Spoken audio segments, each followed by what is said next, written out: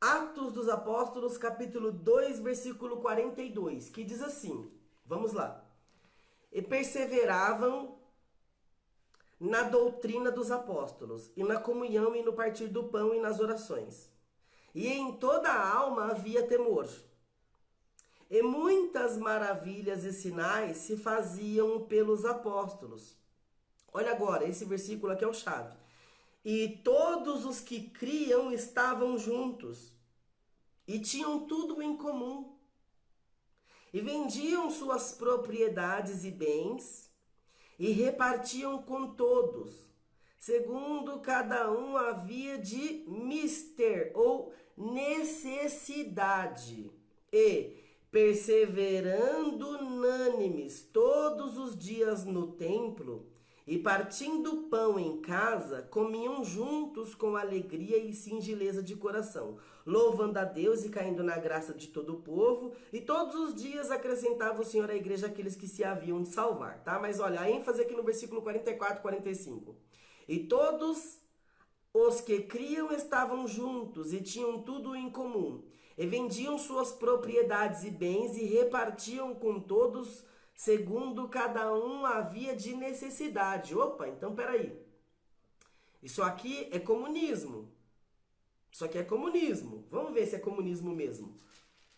Abre agora, lá no livro de Atos também, no capítulo 4.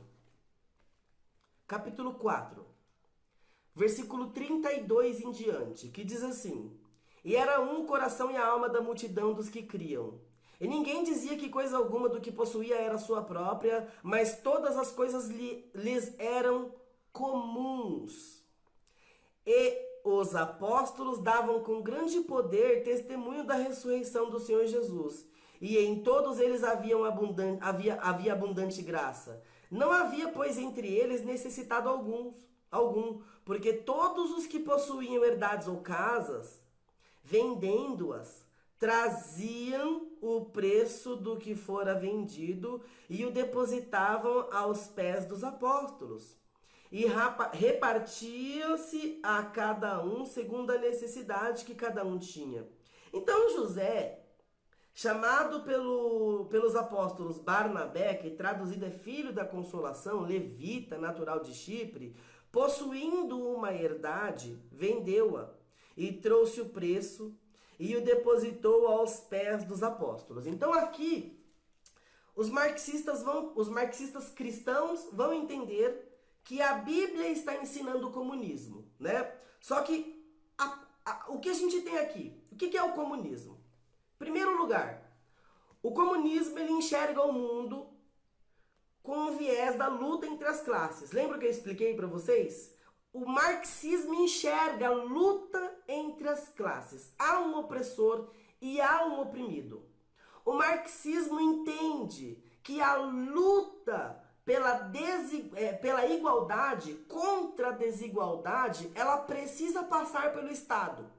Ela tem que passar pelo Estado porque o Estado é o agente moderador que dilui as desigualdades. Então, dentro do marxismo, nós temos o Estado trazendo igualdade. Mas quando o Estado traz igualdade, o que ele tira? Ele tira liberdade. Por que ele tira liberdade? Porque ele obriga a expropriação.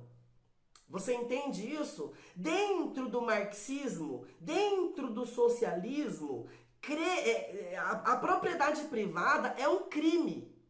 É um crime contra o comunismo, contra as pessoas, contra a igualdade social. Então, na visão socialista, o Estado é um ente que, pela burocracia e pela legitimação da lei e do uso das forças, vai expropriar os ricos. A pergunta é, onde nós vemos na mensagem do Novo Testamento os apóstolos ordenando que os ricos vendessem todas as suas propriedades e fosse feita uma distribuição igual entre todos os homens? Onde isso está escrito no Novo Testamento? Não está. Outra coisa que muito clara aqui é que a Bíblia não tem como defender o comunismo, porque o comunismo, tal como é o marxismo, ele vai surgir 1.800 anos depois disso, ou 1.700 anos depois disso, vamos dizer assim. Então, 1.700 depois surge o comunismo marxista. Então, não tem como os discípulos serem marxistas. Mas, pastor, e essa palavra aqui que diz assim, olha, e todos os que criam estavam juntos e tinham tudo em comum. Eles tinham tudo em comum, mas tudo em comum e unidade, tá certo? Olha o que a Bíblia vai dizer mais uma vez, lá no capítulo 4, no versículo 32. E era um o coração e a alma da multidão dos que criam. Era um. O que é um aqui? Aqui é o princípio da unidade, que foi ensinado por Jesus no capítulo 17 de João. É o princípio da unidade. Pai, que eles sejam um, assim como eu sou um em ti. Então, o que a gente tem aqui? A gente tem unidade. Então, olha só, aqui é o princípio da unidade que foi ensinado por Jesus. E era um o coração e a alma da multidão dos que criam, e ninguém dizia que coisa alguma do que possuía era sua própria, mas todos os que, mas as coisas lhes eram comum. Outra coisa que é ensinado na Bíblia, que é ensinado por Jesus. Quando Jesus, por exemplo, ele tá ensinando num determinado lugar. E aí chegam a família de Jesus, chegam os irmãos de Jesus e a Maria, mãe de Jesus. E aí eles mandam chamar Jesus e falam assim, Jesus, sua mãe e seus irmãos estão te chamando. O que Jesus fala? Minha mãe e meus irmãos... Não, minha mãe e meus irmãos, minha família, são todos aqueles que fazem a vontade do meu Pai. Então, olha só, é muito comum dentro do cristianismo primitivo, tá? E do cristianismo verdadeiro, que os cristãos se tratem como irmãos, não por mero cumprimento social, religioso, mas por um tratamento real e verdadeiro, porque os cristãos consideram-se família.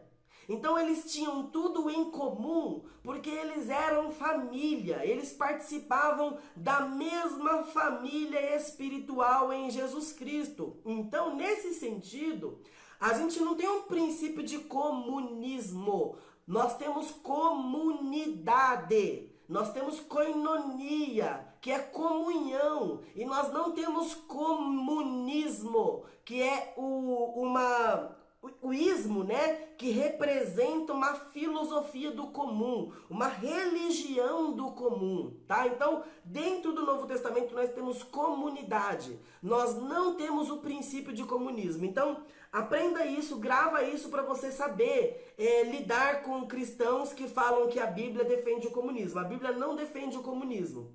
Por quê? Em primeiro lugar, em nenhum momento você vai ver os discípulos, os apóstolos orientando as pessoas obrigatoriamente, expropriando as pessoas de seus bens materiais. Esse discurso não existe na boca dos apóstolos, nem na boca de Jesus, nem no ensino apostólico, tá certo?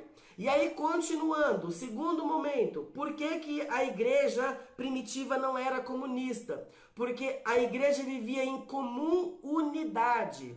Terceiro, por que a igreja primitiva não era socialista e comunista? Eles buscam a igualdade. Comunismo e socialismo buscam a igualdade. Onde que na Bíblia está dizendo que eles buscavam a igualdade? Olha só o que acontecia. Versículo 32 do capítulo 4. Vou ler de novo. E era um coração e a alma da multidão dos que criam, e ninguém dizia que coisa alguma do que possuía era sua própria, mas todas as coisas lhes eram comuns. E os apóstolos davam com grande poder testemunho da ressurreição do Senhor Jesus, e em todos eles havia abundante graça. E olha agora.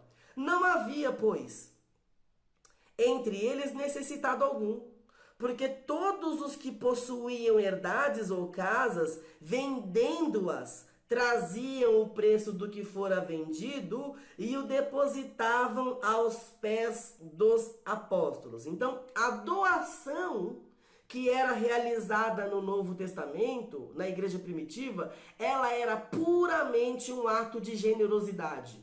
Não era uma obrigação, era puramente um ato de generosidade, porque Jesus ensina a generosidade E Jesus ensina nós não sermos apegados aos bens materiais. Então, o que nós temos aqui, nós temos generosidade. Outra coisa, os bens, uma vez vendidos e depositados aos pés dos apóstolos, eles eram utilizados para colocar todo mundo em igualdade? Não, absolutamente não. O que era realizado então na distribuição? Os bens materiais que eram depositados aos pés dos apóstolos, ou dinheiro das herdades e propriedades vendidas, eles eram diluídos entre os necessitados. Então não era um objetivo de trazer igualdade, mas de sanar as necessidades básicas dos irmãos cristãos. Então, aqueles irmãos que tinham fome, aqueles irmãos que tinham necessidade, eles eram alimentados através da generosidade dos irmãos que tinham mais possibilidades. Então, na verdade, o que acontecia ali, a generosidade, ela tinha como objetivo suprir as necessidades e demandas essenciais da comunidade cristã e não elevar a todos e distribuir a todos numa quantia igual. Nunca foi esse o objetivo. Era simplesmente satisfazer as necessidades, sanar o problema da fome. Então, aquele irmão que padecia de fome, ele recebia os bens básicos para a sua subsistência. Percebe? Eles não receberiam carros, eles não receberiam propriedades absurdas. Não, eles receberiam pão para comer. Por que, gente, que isso acontecia? Porque os ricos eram poucos na igreja, mas os pobres eram muitos. Vocês lembram que na primeira pregação são 3.000 almas. São 3.000 pessoas e naquela época as condições de vida eram miseráveis. Só para você ter uma ideia, tá? Anota isso. Anota isso porque depois você pode pesquisar se isso tem a ver com o fato histórico ou não, tá? Historicamente, 95% de toda a população mundial na época de Jesus viviam na extrema miséria.